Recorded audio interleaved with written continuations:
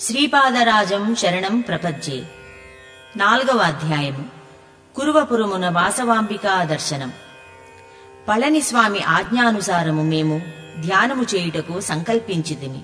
శ్రీ పళనిస్వామి ఇట్లనెను: నాయనా మాధవ, వత్సా శంకర, మనము ముగ్గురము ధ్యానస్థులమయ్యదము. మనకు కలిగిన ధ్యానానుభూతులను గూర్చి చర్చించుకొందుము. ఇది శ్రీవల్లభుల వారి ఆజ్ఞ గనుక తప్పక ఏదో గొప్ప ఆధ్యాత్మిక పరిణామము మనకు భవిష్యత్తులో అనుభవములోనికి వచ్చును. భవిష్యత్తులో హూనశకము వ్యవహారమునందుండును.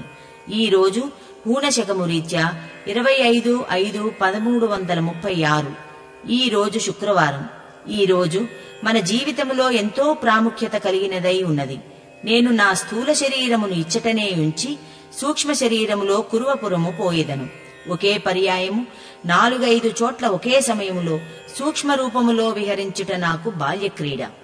మనమందరమును శ్రీపాద శ్రీవల్లభుల ధ్యానములో ఉండెదము. వారి ఆజ్ఞ అయిన తదుపరి నేను సూక్ష్మ శరీరముతో కురుపురంలోని వారి సన్నిధానమునకు చేరెదను. స్వామి అనుగ్రహ సౌలభ్యతా విధానము. శ్రీ స్వామి మాటలు విన్న తదుపరి నాకు వింతగా తోచి ఇట్లంటిని: స్వామి, మాధవుడు శ్రీవల్లభుల వారి దివ్యమంగళ విగ్రహమును దర్శించెను. మీకు సదా శ్రీవల్లభుల వారితో సూక్ష్మ భూమికలలో అనుబంధమున్నది. నాకు వారి నామమే కాని రూపము తెలియదు గదా, ఎట్లు ధ్యానించుట? అందులకు శ్రీ పళనిస్వామి మందహాసము చేస్తూ ఇట్లనిరి: నాయనా, శ్రీపాదుల యందు భక్తి కలిగి ఉండెన సర్వమూ సిద్ధించును. తొలుదొల్త వారు తన భక్తులను కూర్మ కిశోరన్యాయమున పాలింతురు. కూర్మము తన బిడ్డను విడచి ఎంత దూరములోనున్నను తన ఆలోచనా తరంగములతో బిడ్డను కాపాడును. కొంత పరిణతి సాధించిన తదుపరి మార్జాల కిశోరన్యాయమున భక్తపాలనము చేయుదురు. మార్జాలము తన కిశోరములను నోటితో కరచుకొని ఒక ఇంటి నుండి మరి ఒక ఇంటికి కొనిపోవును. కిశోరములకు ఎచ్చట సురక్షిత స్థానమనిపించునో అచ్చటనే వాని నుంచును. తదుపరి మర్కట కిశోరన్యాయమున భక్తపాలనము జరుగును. ఇందు కిశోరమునకు తన తల్లిని ప్రయత్నపూర్వకముగా అంటిపెట్టుకొనవలసిన అవసరమున్నది. ఇంకనూ పరిణితి సాధించిన పిదప తల్లి చేప వెంటబడి స్వేచ్ఛగా పయనించు పిల్ల చేపల వలె భక్తులుందురు. నీవు ధ్యానమున కూర్చున్నప్పుడు వారే దర్శనమిత్తురు. ఈ రోజు 25/5/1336 శుక్రవారం. సర్వశుభయోగములు కలిగిన యోగ సంపూర్ణమైన మహత్తర దినము. శ్రీవల్లభులు అతి ముఖ్యమైన భవిష్య నిర్ణయము ఏదో చేయదలంచి నన్ను సూక్ష్మ రూపములో కురుపురం రమ్మని సెలవిచ్చినారు. ధ్యానములో వారి ఆజ్ఞ ఏ క్షణమునగునో ఆ క్షణముననే కురుపురము పోయేదను. అచ్చట ఏదో మహత్తరమైన సంఘటన జరగపోవుచున్నది. అది కనులారా గాంచెడి మహత్తరమైన అవకాశమును శ్రీ దత్తప్రభువులు దయచేసిరి అని అనుచు శ్రీ పళనిస్వామి ధ్యానస్థులైరి.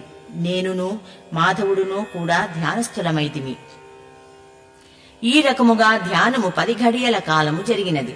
అందరమును ఆశ్చర్యముగా ఒకే పర్యాయము ప్రకృతి స్థులమైతిమి. ధ్యానానంతరము శ్రీ పళనిస్వామి మహోల్లాసముగా కనిపించిరి. నేనును మాధవుడును శ్రీ స్వామిని తమ ధ్యానానుభూతిని గూర్చి చెప్పమని ప్రార్థించితిమి. దానికి స్వామి చిరునవ్వులు చిందిస్తూ ఈ విధముగా సెలవిచ్చిరి: శివశర్మ గాథ శ్రీపాద శ్రీవల్లభుల చింతనా ఫలితము. ఈ కలియుగమునందలి జనులకు ఎంతటి మహద్భాగ్యము! కురుపురం గ్రామము చాలా చిన్నది అయినను స్వామి యొక్క మహత్తును గమనించిన వేద పండితుడైన సద్బ్రాహ్మణుడు శివశర్మ అనునతడు తన భార్య అయిన అంబికతో కురుపురంలోనే నివాసం ఉంటూ వచ్చాడు. కురుపురం నందలి ఏకైక బ్రాహ్మణ కుటుంబము ఇదియే. అతడు దీవిని దాటి వచ్చి బ్రాహ్మణోచిత కార్యముల ధనార్జనము చేసుకుని ప్రతిరోజు తిరిగి కురుపురం చేరేవాడు. అతడు చాలా గొప్ప పండితుడు, అనుష్ఠానపరుడు, కాశ్యపస గోత్రీకుడు, యజుర్వేది. శివశర్మకు కలిగిన సంతానము స్వల్పకాలములోనే నష్టమగుచుండెను. ఎట్టకేలకు ఒక కుమారుడు మాత్రము నిలచెను. దురదృష్టవశమున అతడు జడుడు, మందబుద్ధుడు అయ్యెను. నిష్ప్రయోజన సంతానము వలన కలిగిన దిగులుతో శివశర్మ చిక్కి శల్యము కాజొచ్చెను. ఒకనాడు శ్రీవల్లభుల సమక్షములో వేదమును పఠించి అతడు మౌనముగా నిలుచుండెను. శ్రీ స్వామి మందహాసముతో అతని మనసులోని దిగులును గమనించి ఇట్లనెను: శివశర్మ, ఇతరముల చింతను మరచి నిరంతరము నన్నే ధ్యానించు వారికి నేను బానిసను. నీ అభీష్టము ఏమిటో తెలుపుమనెను. అందులకు శివశర్మ: స్వామి, నా కుమారుడు నన్ను మించిన పండితుడు, వక్త కావలెనని అపేక్షించి తిని. నా ఆశలన్నీయును వమ్ము ఆయను. నా కుమారుడు పరమశుంఠ అయ్యను.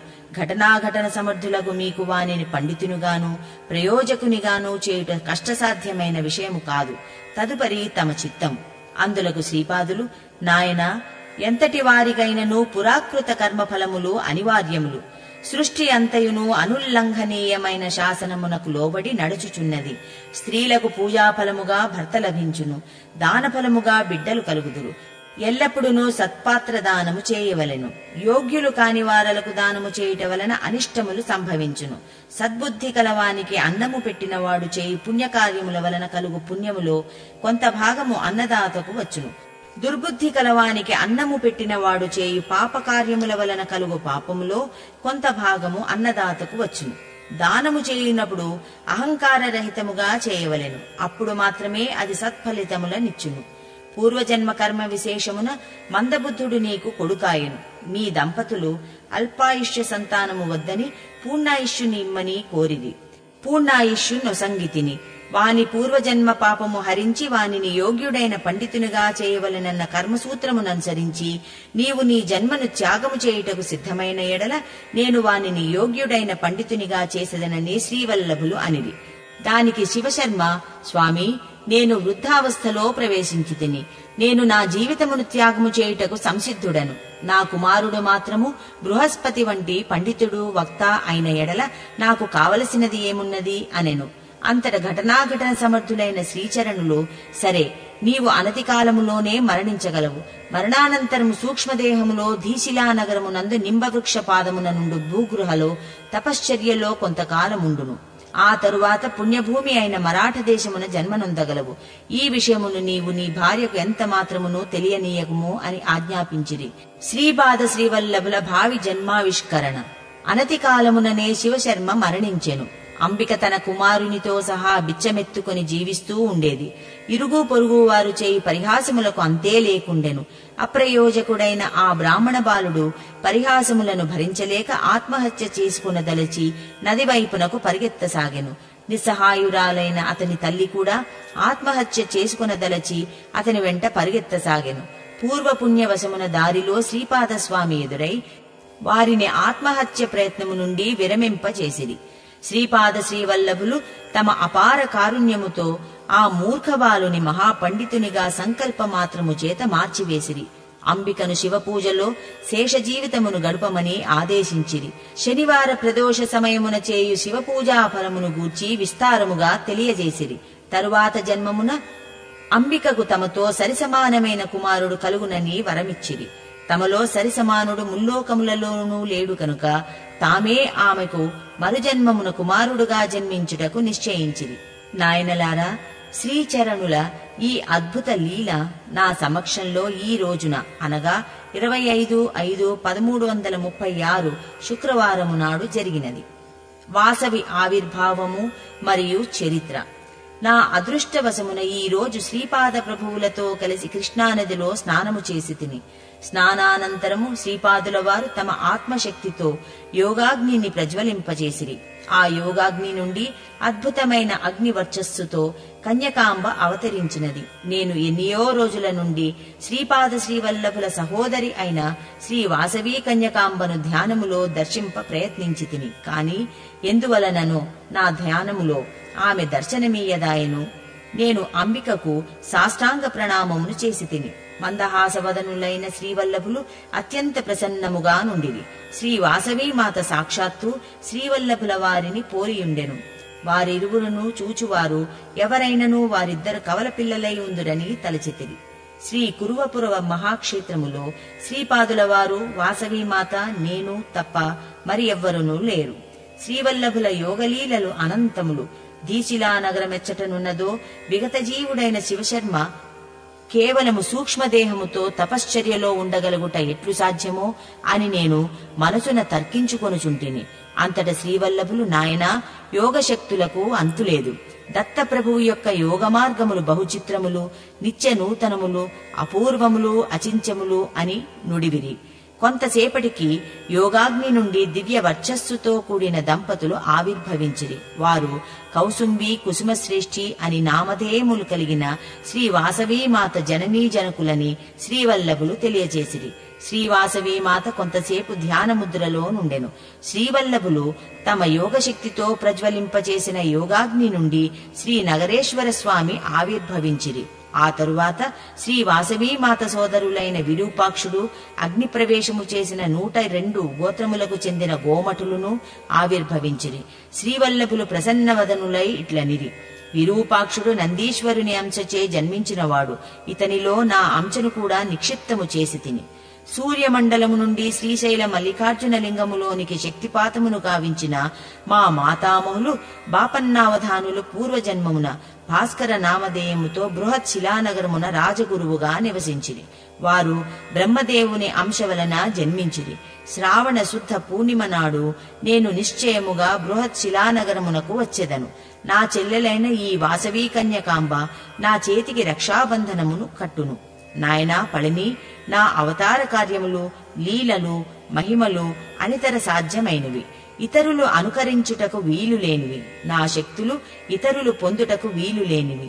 నీవు చేసిన కఠోర తపస్సునకు ఫలితముగా సిద్ధవైశ్యుల దర్శనము, వాసవీమాత దర్శనము, మా తల్లిదండ్రులైన కౌసుంబి కుసుమశ్రేష్ఠి దంపతుల దర్శనము కలిగినది. మనము ఇప్పుడున్న కురుపురమే మహాప్రాసాదముగా మారబోచున్నది చూడుమనెను. అమోఘము, ఆశ్చర్యము. క్షణములో మహాప్రాసాదము సంకల్పమాత్రమున సృష్టింపబడినది. రత్న ఖచిత సింహాసనములపై మేమందరమును ఆ మహాప్రాసాదములో నుండితిమి. శ్రీచరణులు ఈ విధముగా సెలవిచ్చిరి: గోమఠాలు 714, గోత్రీకులు అంబికలో అగ్ని ప్రవేశము చేసిన వారు 102 గోత్రీకులు మాత్రమే. స్వారోచిషమనువు కాలములో ఈశ్వరధారాదత్తములైన 18 పట్టణములకు ప్రధానమైనది బృహత్ శిలానగరము. దత్తభక్తులైన మీరు ఎవ్వరైనను సరే బృహత్ శిలానగరమునందలి అంబికను, నగరేశ్వరిని తదితర దేవతలను దర్శించుకొనిన ఎడల విశేష ఫలము సిద్ధించును. దత్తనామము ఎక్కడ స్మరణ చేయబడుచుండునో అక్కడ అదృశ్య రూపముగా వాసవీమాత నివసించును, అభీష్టములను సిద్ధింపజేయును. ఎచ్చట వాసవీ కన్యకాంబ నామము స్మరణ చేయబడుచుండునో అక్కడ గుప్త రూపముగా దత్తుడు నివసించును. స్వల్ప శ్రమకే విశేష ఫలమును సిద్ధింపజేయును. కృతయుగములో మనుజులు సత్య సంకల్పులు, సిద్ధ సంకల్పులుగానూ ఉండిరి. త్రేతాయుగములో యజ్ఞ యాగాది క్రతువులు విశేషముగా నుండెను. ద్వాపరయుగమున మంత్రశాస్త్రము ప్రాచుర్యము వహించెను. ఈ కలియుగమున తంత్రశాస్త్రమునకు విశేష ప్రాముఖ్యత కలుగును. తంత్రమనగా చైతన్యమును విస్తరింపచేయుటయే. ఈ సమస్త సృష్టికిని మూలభూతమైన తత్వమును నేనే. 33 కోట్ల మంది దేవతలను, సమస్త జీవులను, అనేక కోటి బ్రహ్మాండములను నాయందే ఉండి నా వలననే చైతన్యవంతములై నా అంశల వలననే వివిధములైన శక్తులను కలిగియుండును. నదులన్నింటికిని సాగరమే గతి. ఏ దేవతనారాధించినను ఆ ఆరాధనము నన్నే చేరును. నన్ను ఆరాధించిన ఎడల సమస్త దేవతలను ఆరాధించిన ఫలము కలుగును. నా యొక్క పరబ్రహ్మ తత్వము నుండి జగద్రూపముగా ప్రవర్తిల్లున్నది కేవలము నా ప్రతిబింబమే. నా యొక్క ప్రతిబింబమునకును నాకును భేదము లేదు. ఆది పరాశక్తి రూపమున ఉన్నది నేనే. పరతత్వము స్త్రీ పురుష తత్వములకు అతీతము. నేను పురుష రూపముగా ఉన్నప్పుడు దత్తుడని పిలువబడుదును, స్త్రీ రూపముగా ఉన్నప్పుడు ఆది పరాశక్తి అని పిలువబడుదును. అందుకనే ఆగమవేత్తలు కూడా శ్రీకృష్ణ శ్యామలాదేవి, శ్రీరామో లలితాంబిక అనిది. నా యొక్క స్థూల రూపమునందలి కిరణములు నా స్థూల రూపము సంచరించు ప్రాంతమంతటిని పవిత్రీకరించును. నా సూక్ష్మ శరీరము ఈ పృథ్వినంతటిని వ్యాపించియుండును. నా కారణ శరీరము కోటి కోటి బ్రహ్మాండములను వ్యాపించియుండును. నా మహాకారణ శరీరము సచ్చిదానంద స్వరూపమైనది. బ్రహ్మానందమును అనుభవించుచు విశ్రాంతిలో నుండును. ఈ 4 శరీరములందును నా చైతన్యము ఏకకాలములో ప్రవర్తిల్లుచుండును. ఎట్టి విధములైన జప తపముల చేత గాని, యోగ ప్రక్రియల వలన గాని, మరి ఇతరములైన ఏ విధానముల చేత గాని ఎవ్వరునూ నన్ను పొందలేరు. కేవలము నా అనుగ్రహ విశేషము చేతనే ఎవ్వరైనను పొందగలరు. నాలో లీనమైన పుణ్యాత్ములు కూడా ఆయా సందర్భములలో నా సంకల్పముననుసరించి నా ఆజ్ఞల వలన స్థూల శరీరముతో అవతరించి నా యొక్క సంకల్పమును నెరవేర్తురు. పరబ్రహ్మతత్వము త్రిశక్తి స్వరూపిణి అయిన అనఘాలక్ష్మి నా యొక్క శక్తి స్వరూపము. నా ఈ శరీరమునందు వామభాగముననున్నది అనఘాలక్ష్మియే, కుడి భాగమునందున్నది త్రిగుణాత్మకమైన నా త్రిమూర్తి స్వరూపము. సమస్త సృష్టియు నాయందే ఉన్నది. సృష్టి స్థితి లయ తిరోధాన అనుగ్రహములను కార్యములు నిరంతరాయముగా జరుగుచుండును. ప్రతి పదార్థమును ఘనీభూతమైన అక్షర స్వరూపము. అక్షరములన్నీయు స్పందనలు కలిగియుండును. అక్షరములన్నీయు మంత్రస్వరూపములే. స్పందనశీలమైన ఈ నాదస్వరూపమే మా సరస్వతీ రూపము.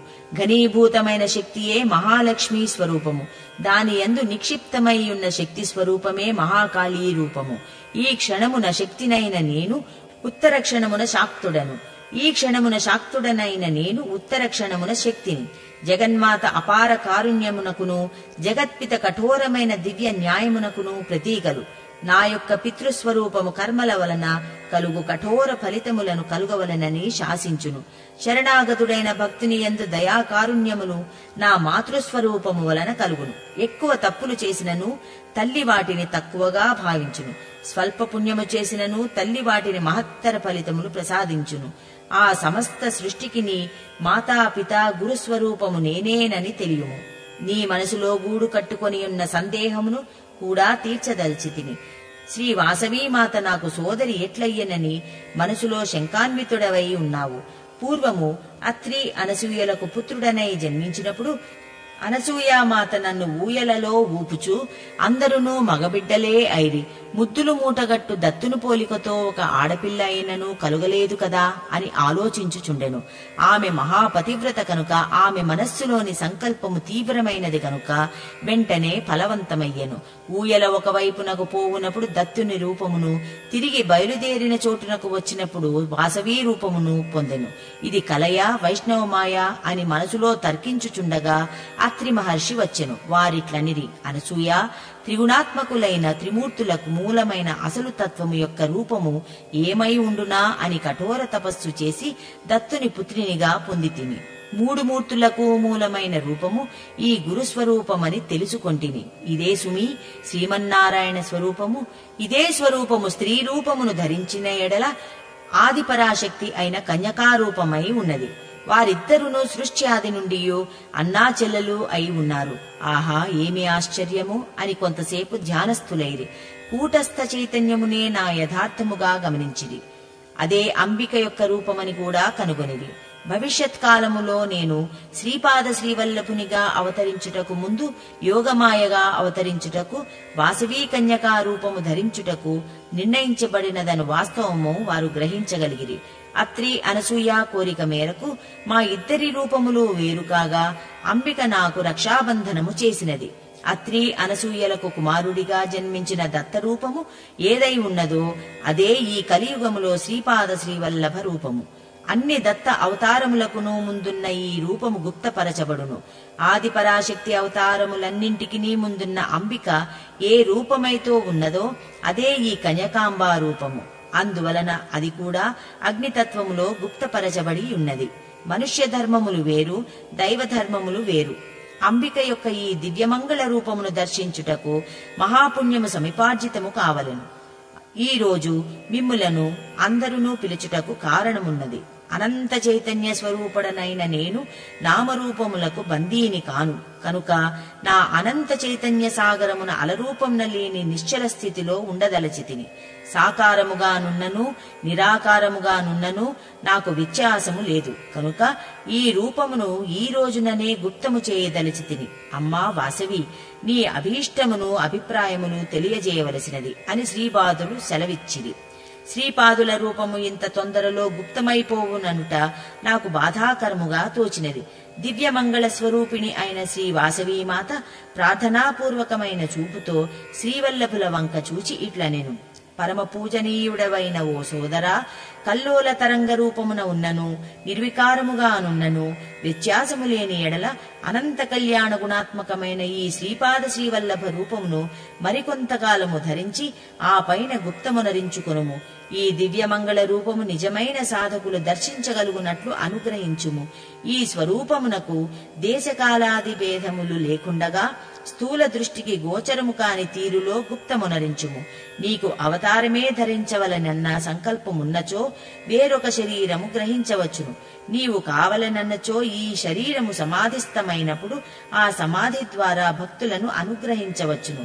దానికి శ్రీవల్లభులు ఇట్లనిరి. నరసింహ సరస్వతి మరియు స్వామి సమర్థ జన్మ సంకల్పము.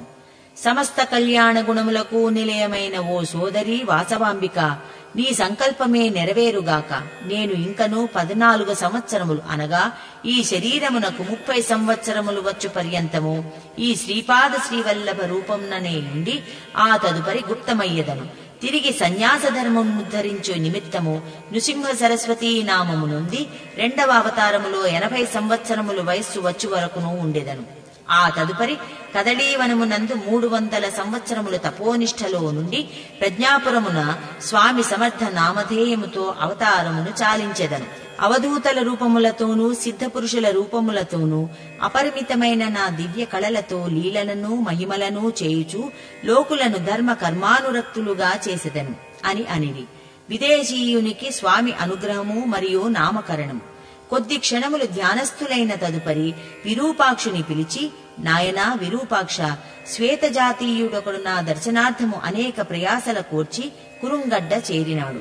ఈ స్వర్ణమయ దివ్య ప్రాసాదము అన్యులకు గోచరించదు కనుక ఈ దీవిలో నేనెక్కడ ఉంటినోయని వెదుకుచున్నాడు. నీవు పోయి వానిని ఇచ్చటకు తీసుకుని రమ్ము అని పలికెను. దుర్గమ ప్రాంతమైన ఈ కురుంగడ్డకు శ్వేతజాతీయుడొకడు ఎట్లు వచ్చినాయని నేను ఆశ్చర్యపోయితిని. విరూపాక్షుడు శ్వేతజాతీయుని తోడ్కొని వచ్చెను.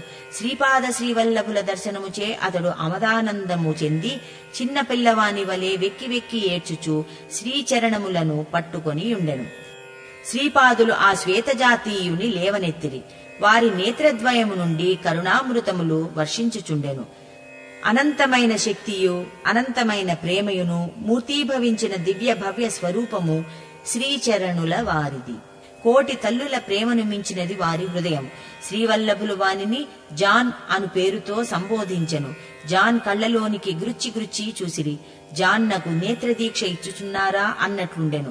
కొంతసేపైన తరువాత వాని భ్రూమధ్యము తాకిరి. ఆ పవిత్ర స్పర్శతో వానికి దివ్యానంద పారవశ్యము కలిగినది.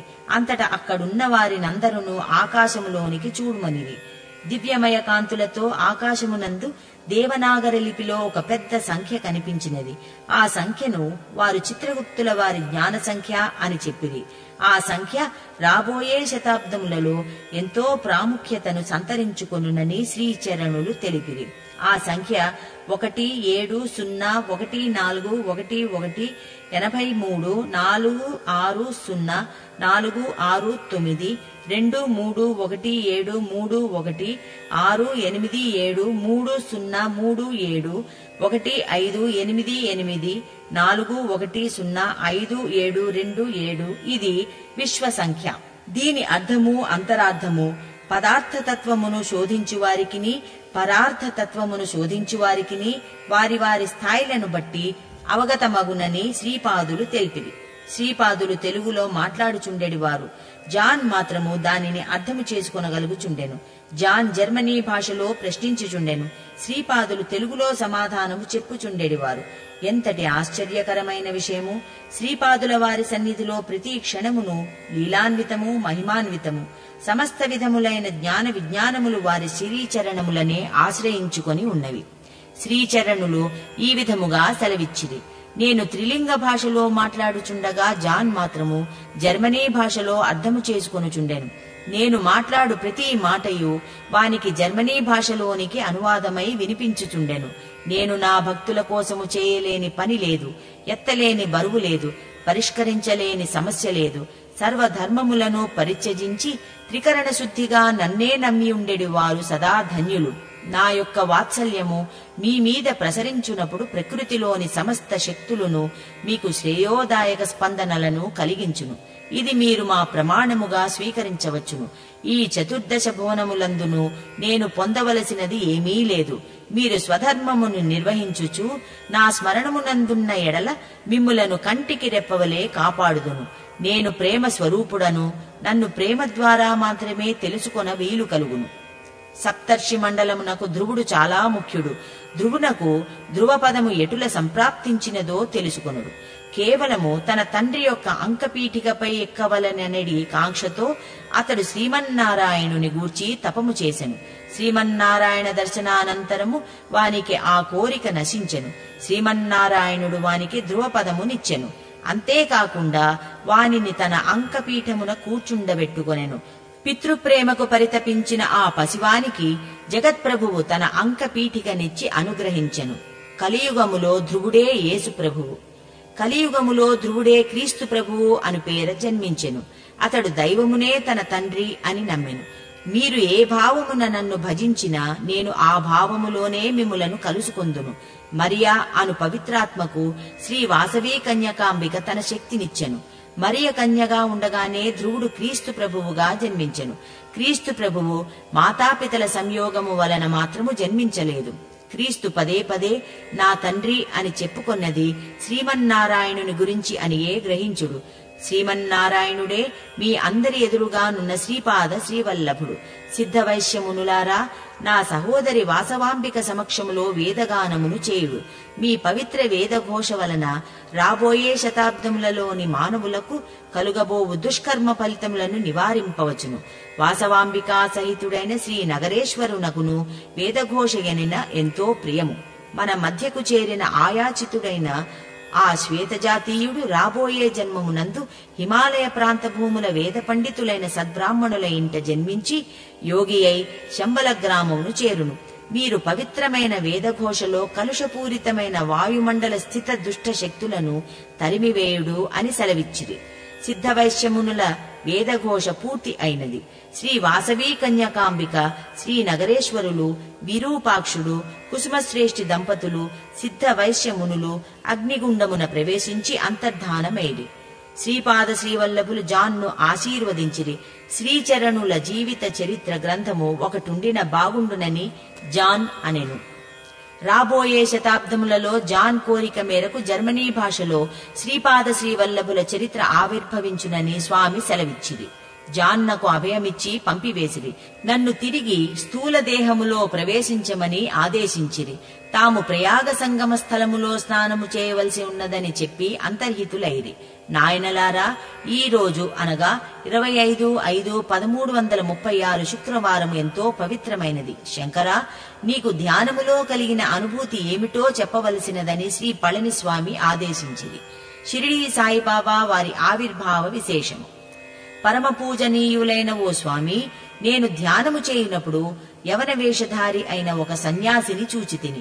అతడు అల్లా మాలిక్ అని పలుమార్లు అనుకొనుచుండెను. అతడు ఒకానొక వేప చెట్టు కింద కూర్చుండెను. వయస్సు సుమారు 16 సంవత్సరములుండును.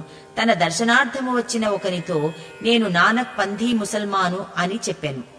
వేరొకనితో నేను భారద్వాజ గోత్రోద్భవుడనైన సద్బ్రాహ్మణుడనని చెప్పెను. అతడు మరొకనితో ఇది నా గురుస్థానము, ఇచట గురు శుక్రవారములలో అర్చన చేయువారు అదృష్టవంతులు అని చెప్పెను.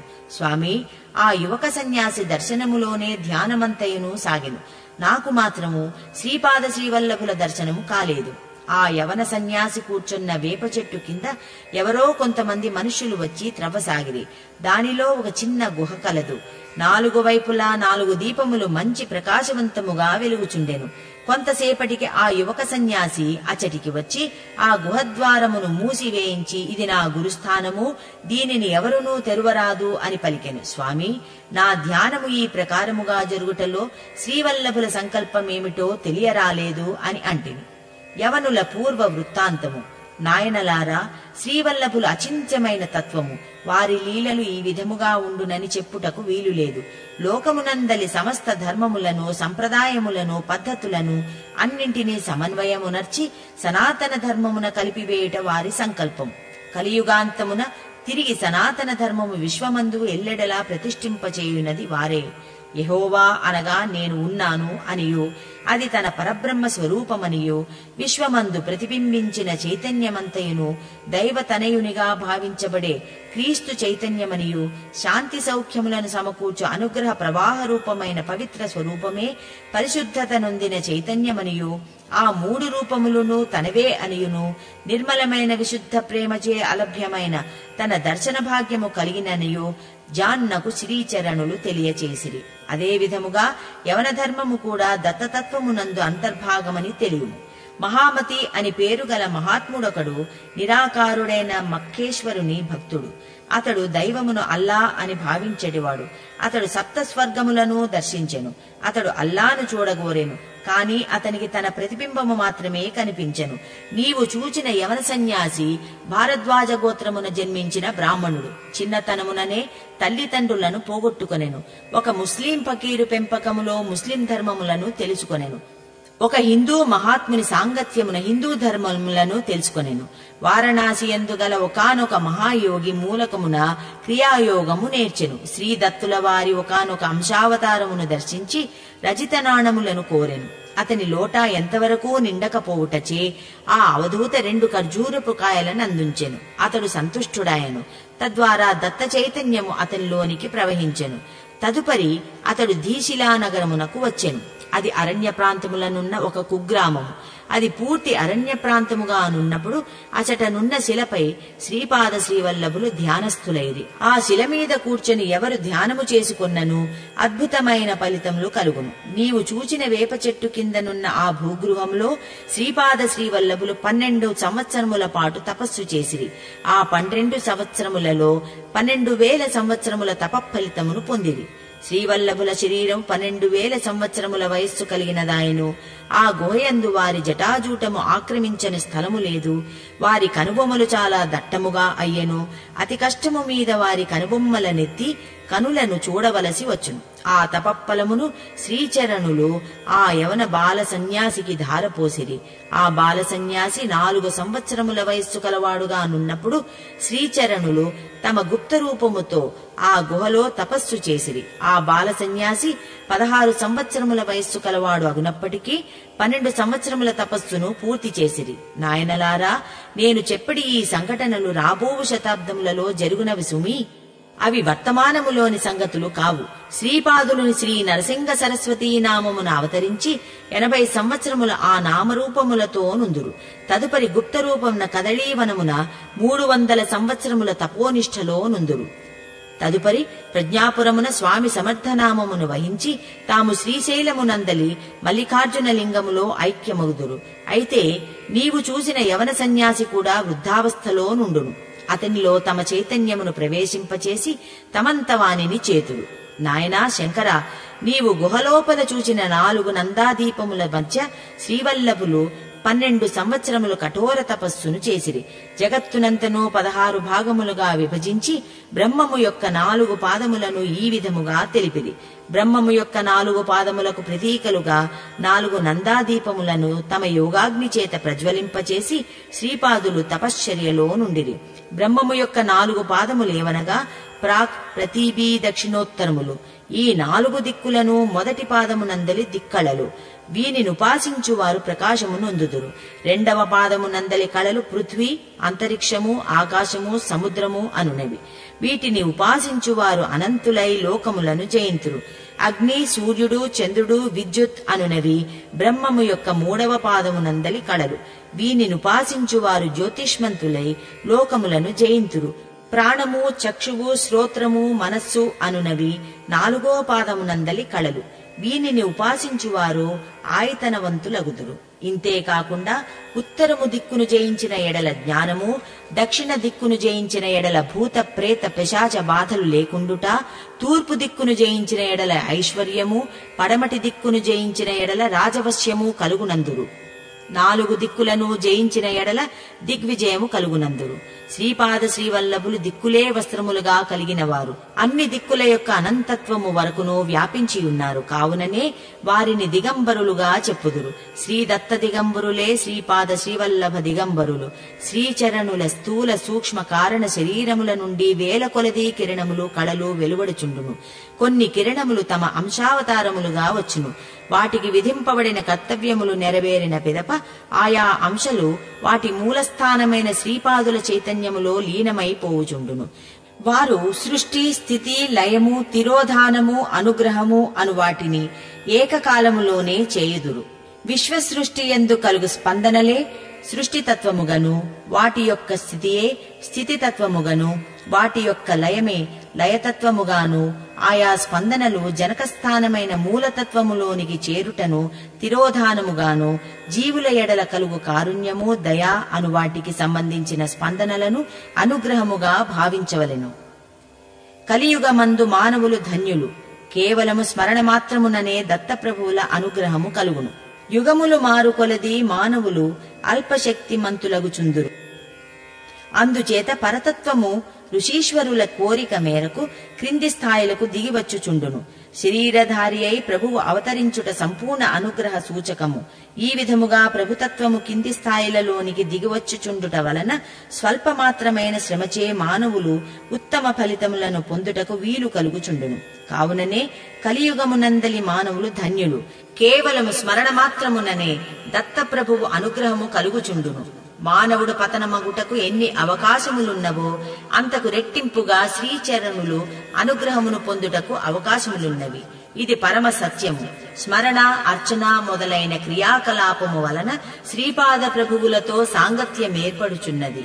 దీని మూలకమున ఆశ్రితుల యొక్క పాపకర్మములు దోషపూరితములైన విషయవాసనలు సంస్కారములు అన్నియును శ్రీపాద ప్రభువుల చైతన్యములోనికి ప్రవేశించును.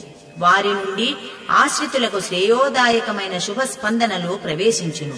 శ్రీచరణులు తమ చైతన్యమున చేరిన పాప సముదాయములను నల్లటి తేజస్సులను ఒక పవిత్ర నదీ స్నానములో పోగొట్టెదరు, లేదా తమ యోగాగ్నిలో వాటిని కాల్చి బూడిద చేసి వేసెదరు. తాము స్వయముగా తపమాచరించి ఆ తపఫలమును తమ ఆశ్రితులకు ధారపోసెదరు. ఈ విధముగా కర్మసూత్రమును అతిక్రమించకుండగా భక్తరక్షణము చేసెదరు. తాము అవసరమని భావించిన ఎడల జడస్వరూపమైన కర్మతత్వమును శాసించి తమ శ్రీచరణ ఆశ్రితులకు విముక్తిని ప్రసాదించెదరు. క్షణ క్షణమును తమ భక్తులను గూర్చియే వారు కర్మధ్వంసమును మహోగ్ర రూపమున చేయుదురు. కావున వారి పాదుకలను ఆశ్రయించిన వారు తమకు తెలియకుండగానే కర్మబంధముల నుండి విముక్తిని పొందెదరు. శ్రీ పళనిస్వామి ఈ విధముగా సెలవిచ్చిన తరువాత నా మనస్సులోని సందేహమును వెలిబుచ్చుతూ ఈ విధముగా ప్రశ్నించ సాహసించి తిని, స్వామి, ఏలినాటి శని వంటివి పట్టినప్పుడు శంకరునికైనను ఆ బాధ తప్పదని వింటిని. గ్రహ సంబంధ బాధలను శ్రీ గురు సార్వభౌములు ఏ విధముగా పారద్రోలేద్దరో తెలుప ప్రార్థన. నాయనా శంకర, ఖగోళమునందలి గ్రహములు జీవుల ఎడ మిత్రత్వ శత్రుత్వములను కలిగి ఉండవు.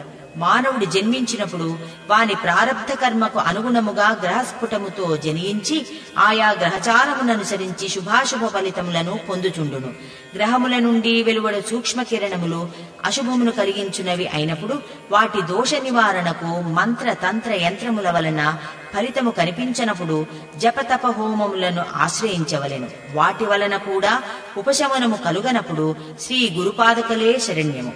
శ్రీచరణులు సర్వశక్తి సంపన్నులు. శక్తులలో మంచివి చెడ్డవి కూడా ఉండును. ఆయా శక్తులు కలిగించు స్పందనలు శుభములను అశుభములను వసంగుచుండును. ప్రతి గ్రహమునకును మానవ శరీరమునందలి కొన్ని ప్రత్యేక భాగములందు ఆధిపత్యము కలదు. గ్రహబాధలు సంభవించునప్పుడు మానవుల శరీరమునందలి ఏ భాగములందు ఆయా గ్రహముల ఆధిపత్యము కలదో అవి రుజాగ్రస్తమగును. విశ్వ చైతన్యము నుండి ప్రవహించు సూక్ష్మ స్పందనలను గ్రహించునప్పుడు అనిష్ట ఫలములు సిద్ధించును. స్పందనల వలన కలుగు ఆకర్షణ వికర్షణలలో తేడాలు కలుగును. ఇంతదనుక సజ్జన సాంగత్యము కలిగిన వ్యక్తి దుర్జన సాంగత్యము, నీచజన సహవాసము, అకారణ కలహములు, బంధు వియోగము, కుటుంబమునందలి సభ్యులలో వివాదములు, ఆకర్షణ శక్తి తగ్గుట మొదలైన అనిష్ట ఫలములు కలుగుచుండును. విశ్వశక్తుల వలన కలుగు స్పందనలు నిరంతరముగా సృష్టింపబడుచుండును. అవి కొంతకాలము వరకు ఆయా మానవులందు పనిచేయుచుండుట స్థితి కార్యము. కాలము శక్తి స్వరూపము. కొంతకాలము గడిచిన తదుపరి ఆ స్పందనలు ఆ మనుష్యుని వీడి విధిరీత్యా ప్రభావితుడు కావలసిన మనుజుని శరీరమునందు చేరును. తిరిగి కాలచక్రముననుసరించి ఫలితములనిచ్చుచుండును. మానవులు దైవభక్తి కలిగి జపతపములు చేసిన ఎడల వాటి తీవ్రత కొంత తగ్గించబడును. మహర్షులు విశ్వ కళ్యాణమును కోరి వివిధ రకములైన యజ్ఞములను చేయుదురు. తమ తపఫలితమును ధారపోయుదురు. ఈ ప్రక్రియ వలన విశ్వమునందు ఉద్భవించిన అనిష్టదాయకములగు స్పందనలు మనుష్యుని తరువాత మనుష్యుని పీడించుటకు బదులు అవి ఎక్కడ నుండి ఉద్భవించినవో అక్కడకు చేరును, అనగా మూలబిందు స్థానమునకు చేరును. దీనిని తిరోధానముగా చెప్పవచ్చును. స్వల్పమాత్రము పుణ్యకార్యమును చేసినను విశేష శుభ ఫలితమునిచ్చుటను అనుగ్రహమని అందురు. నాయనా, క్రియాయోగ సిద్ధాంతము ప్రకారము సృష్టి స్థితి లయ తిరోధాన అనుగ్రహములను నీకు వివరించి తిని. నీవు ధ్యానమున చూచిన ముస్లిం సాధువులో భవిష్యత్తులో శ్రీపాద శ్రీవల్లభుల శక్తి విశేషముగా ప్రవహించును.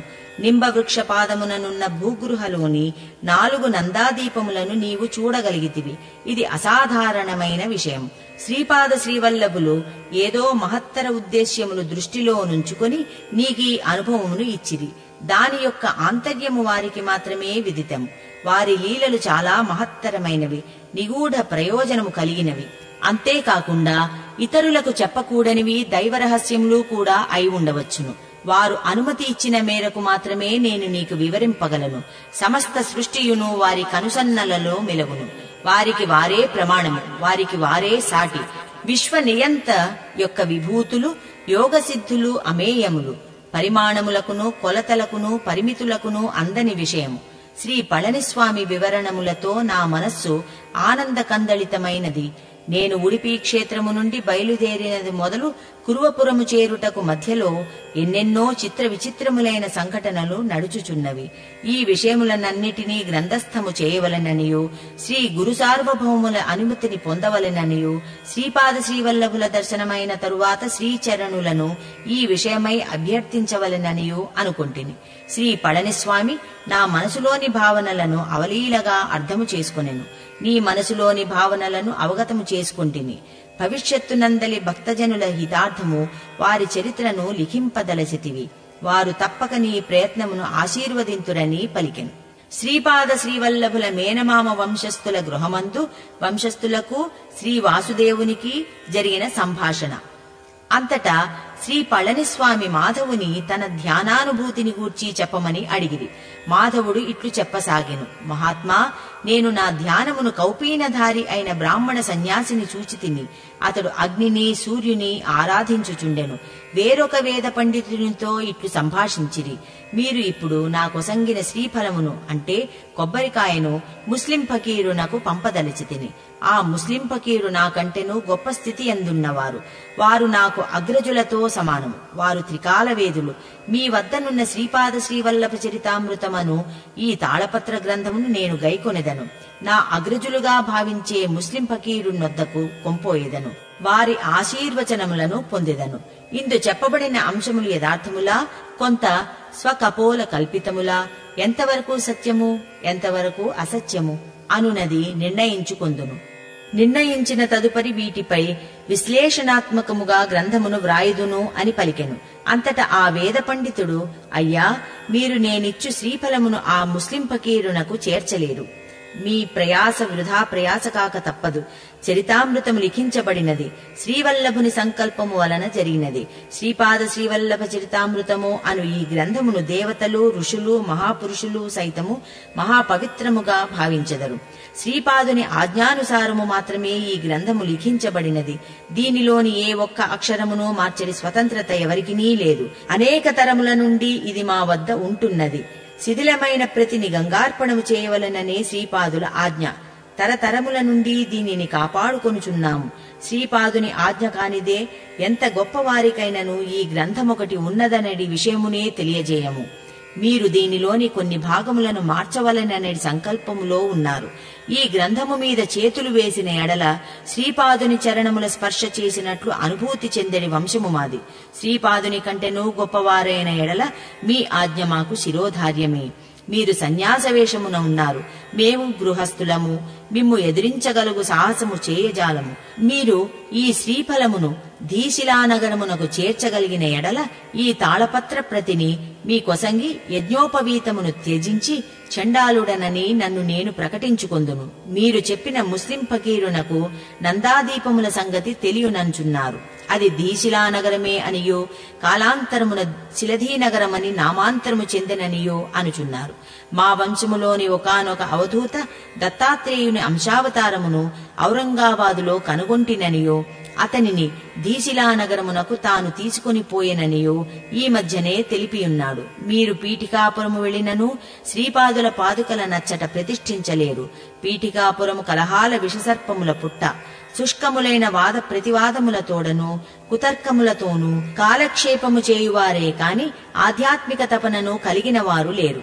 మా పూర్వీకుల గృహమునందు శ్రీపాదుల పాదుకలను మీరు ప్రతిష్ఠించగలిగిన సంతోషమే. అయితే దానికి శ్రీపాదుని అనుగ్రహమును పూర్తిగా పొంది ఉండవలెను. శ్రీవల్లభుని సంకల్పము లేనిదే చెట్టునందలి ఒక్క ఆకైనను అల్లాడదు. మా వంశమునకు మానవుల చేత సంప్రాప్తమగు కీర్తి ప్రతిష్టలు కాని బిరుదులు సన్మానములు కాని అక్కర్లేదు. శ్రీవల్లభుడు మా ఇంటియందే చిన్న పిల్లవానిగా అదృశ్య రూపమున తిరుగుచుండునని మా నమ్మకము అని వచించిరి. స్వామి, ఇదియే నేను ధ్యానములో చూచినది అని మాధవుడు పలికెను. అప్పుడు పళనిస్వామి ఇట్లు పలికెను.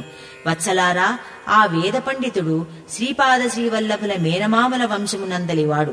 శ్రీవల్లభుని మేనమామల వంశమందు శ్రీవల్లభుని చిన్నపిల్లవానిగానే భావించెదరు. వారే కాదు, ఏ కులము వారైనను, ఏ జాతి వారైనను, ఏ మతము వారైనను, ఏ దేశము వారైనను, ఏ యుగమునందైనను శ్రీవల్లభుని దివ్య శిశువుగా భావించి వాత్సల్య భక్తిని కలిగిన వారింట్లో శ్రీవల్లభులు గుప్త రూపముగా నివసించెదరు. ఇది సాక్షాత్తు శ్రీవల్లభులు పీఠికాపురములో చెప్పిన విషయం. శ్రీచరణుల వారి మేనమామల ఇంట పీఠికాపురములో జన్మించిది. ఆ కుటుంబము వారు శ్రీవల్లభులు పీఠికాపురము నుండి వెళ్లిపోయిన కొన్ని సంవత్సరములకు వేరే గ్రామములకు వలసపోయిరి. శ్రీవల్లభుల తల్లిదండ్రులు కూడా పీఠికాపురము వారే. వారి వంశము వారు కూడా అట్లనే వలసిపోయిరి. ధీశిలా నగరమునందరికి ముస్లిం ఫకీరులో కాలాంతరమున శ్రీపాద శ్రీవల్లభులు సంపూర్ణముగా శక్తిపాతమును చేసిరి. వంగదేశమునందు గదాధరుడను మహాపురుషుడు జన్మించెను. అతడు కాళికాంబను ఉపాసించును. మోక్షమును కోరినప్పుడు జగజ్జనని అంగీకరించలేదు. నీ ఆశ్రితుల కోసము వారి పాపపుణ్యముల లెక్కలను సరిచూచి అనుగ్రహించుటకు తిరిగి జన్మించవలసినదని కోరెను. అతడు తిరిగి అవతరించుటకు అంగీకరించలేదు. అంతటా కాళికాంబ ధీశిలా నగరమునందలి ముస్లిం ఫకీరుని సూక్ష్మదేహముతో తన వద్దకు రావలసినదని కోరెను. ఆ ముస్లిం ఫకీరు 3 రోజులు విగతజీవుడాయెను.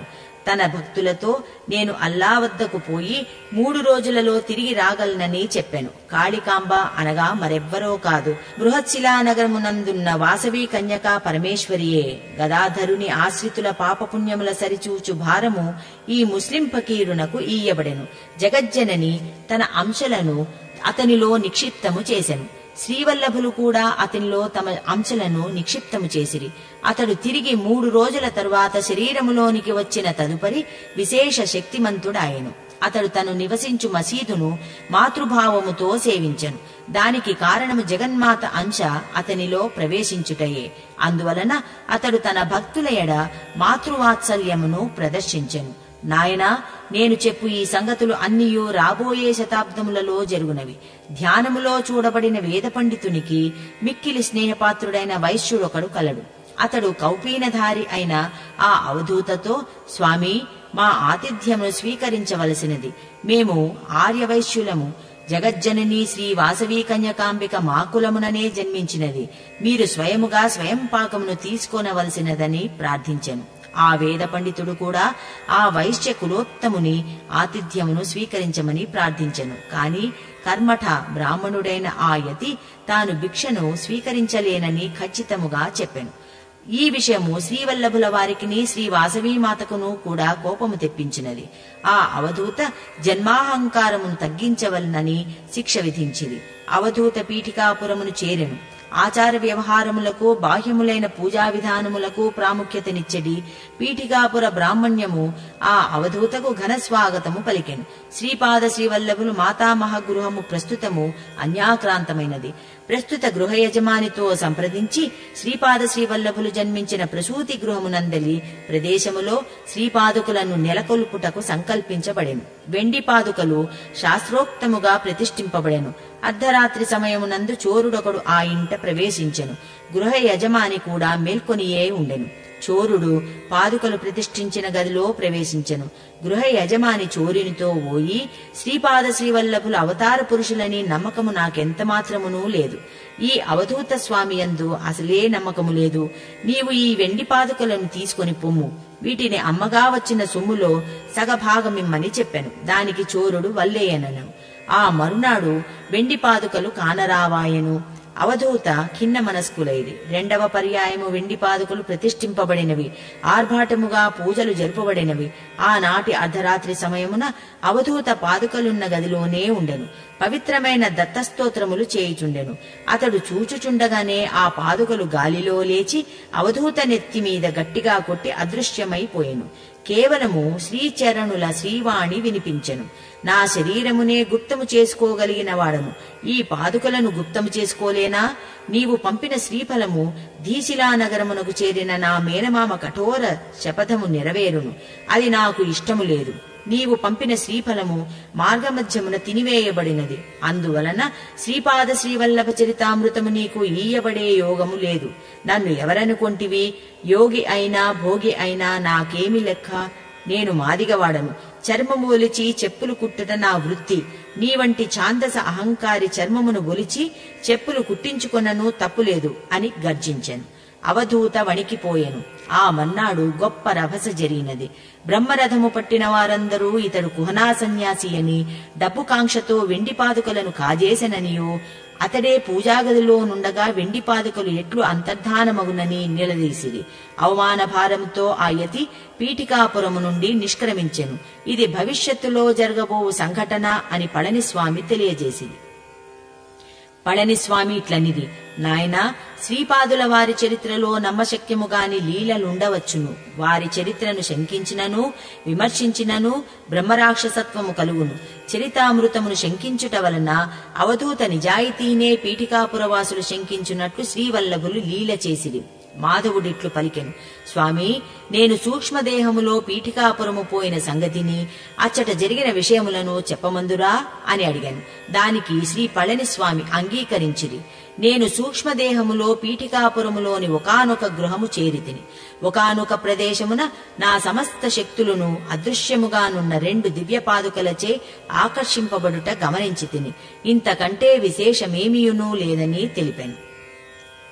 శ్రీపాద శ్రీవల్లభుల జన్మస్థానమున శ్రీవారి పాదుకలు, శ్రీపాదుల శ్రీ దత్తాత్రేయుల శ్రీ నరసింహ సరస్వతిల విగ్రహ స్థాపన. శ్రీ పళనిస్వామి ఇట్లనిరి: నాయనా, నీవు దర్శించిన శ్రీవల్లభుల మాతామహ గృహము నీలోని సర్వశక్తులు ఆకర్షింపబడిన స్థలము. అనగా ఆ పాదుకల స్థలము శ్రీవల్లభులు జన్మించిన స్థలము. ఆ పాదుకలకు కిందుగానున్న పాతాళమునందు అనేక వందల సంవత్సరముల నుండి తపోనిష్టలో నున్న ఋషులు కలరు. నీవు చూచిన శ్రీవల్లభ జన్మస్థలమునందు మాత్రమే పాదుకలు ప్రతిష్ఠింపబడును. పాదుకలు ప్రతిష్ఠింపబడిన కొన్ని సంవత్సరములకు అప్రయత్నముగా శ్రీపాద శ్రీవల్లభ చరితామృతము వెలుగులోనికి వచ్చును.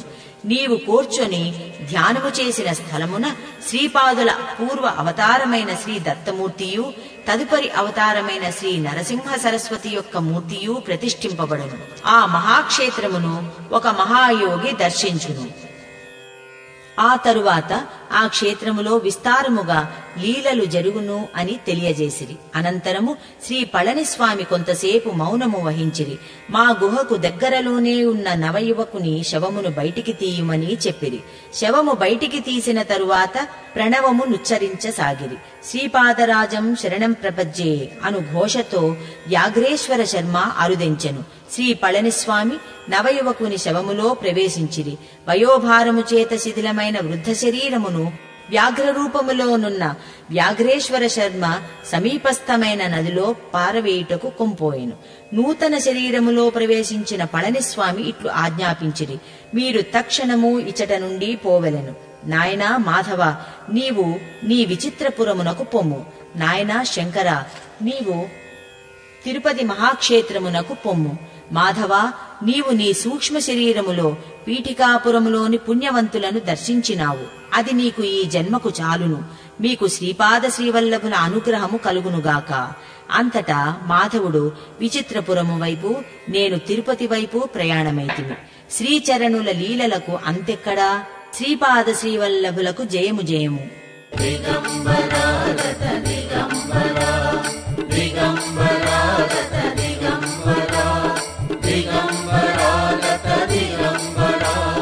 శ్రీపాద వల్లభ దిగంబర శ్రీపాద